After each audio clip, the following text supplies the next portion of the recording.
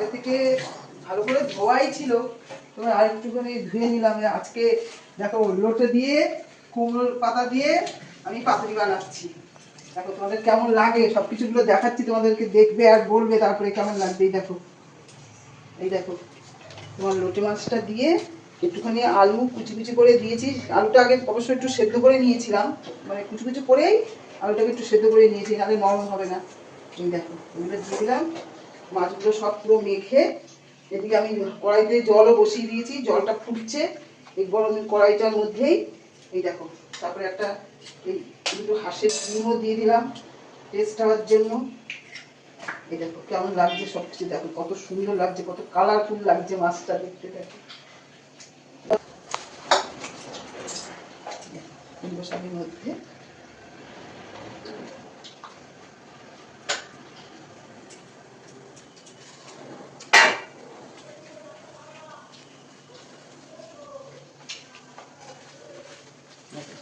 কুমড়ো শাকে কুমড়ো পাতার মধ্যে লোটে ভাপা দিয়ে দিচ্ছি।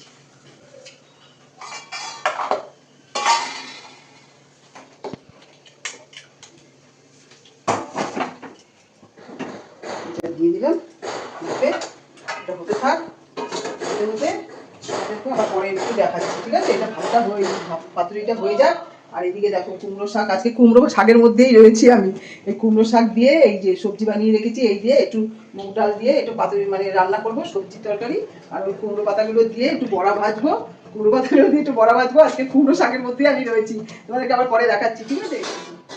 আমার আজকে কুমড়ো পাতায় কুমড়ো শাকের রুটি পাতুরি হয়ে গেছে। এটা হয়ে গেছে। এবার কড়ার জলটাও মোটামুটি তোমার শুকিয়েই গেছে, একেবারেই শুকিয়ে গেছে কড়ার জলটা। এই দেখো পাতুরিটা হয়েছে, দেখো তোমার কুমড়ো শাকটা দিয়েই পাতুরিটা খেতে পারবে। দেখো সব কিছু দেওয়াই আছে এর মধ্যে। আমি খেতেও দিয়ে দিচ্ছি। দেখো মাছটা কি সুন্দর হয়েছে, নাকি নরম হয়ে গেছে, খেতেও সুন্দর লাগবে। দেখো